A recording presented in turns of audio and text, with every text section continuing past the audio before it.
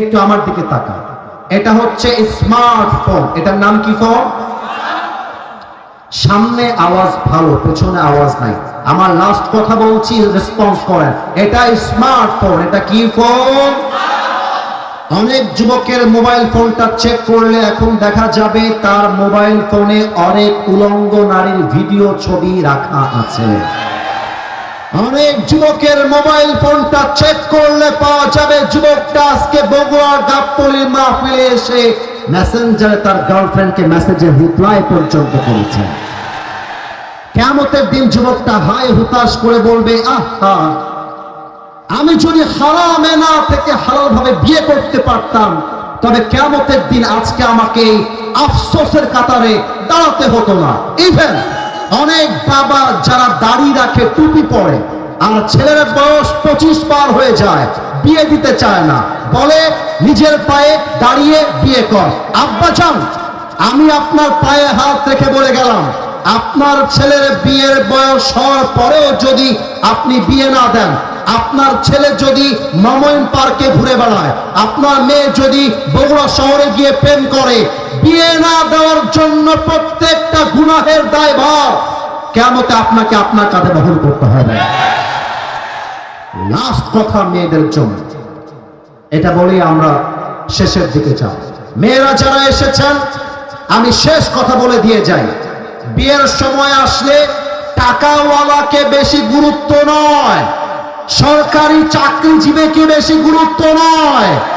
বিয়ের জন্য আপনার জন্য সবচাইতে উত্তম হচ্ছে নবীর চরিত্রে আদর্শবান যুবক, আর কেউ নয় যুবক।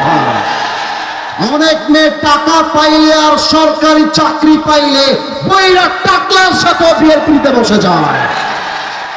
এবার সবাই দুই হাত তোলেন, সবাই, everyone raise your two hands.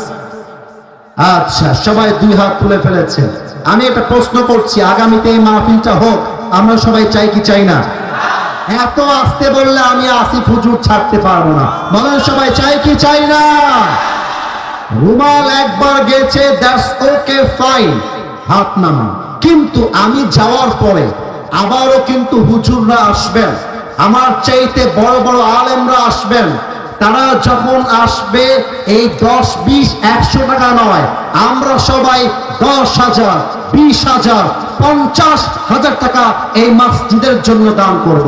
রাজি আছেন তো সবাই ইনশাআল্লাহ?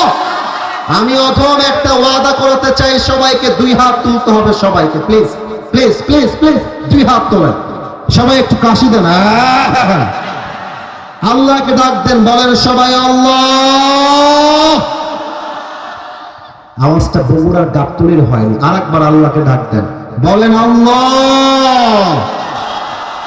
তোমার শাহী দরবারে দিল থেকে তওবা করছি, ও আল্লাহ, তুমি আমার জীবনে, একটু জোরে বলেন, জীবনে সব গুনাহ মাফ করে দাও। পড়েন সবাই আমিন। এবার আমাকে বলেন সবাই হুজুর, আরো জোরে আসিফ হুজুর।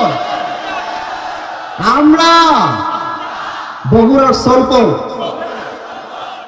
আপনাকে ওয়াদা দিলাম, আজকের এই মাহফিলে তোমরা খুব চালাক, এদের যাদের মুসলমানি হয়নি জায়গা মতো মুসলমানি দিয়ে রেখে দিব একবারে।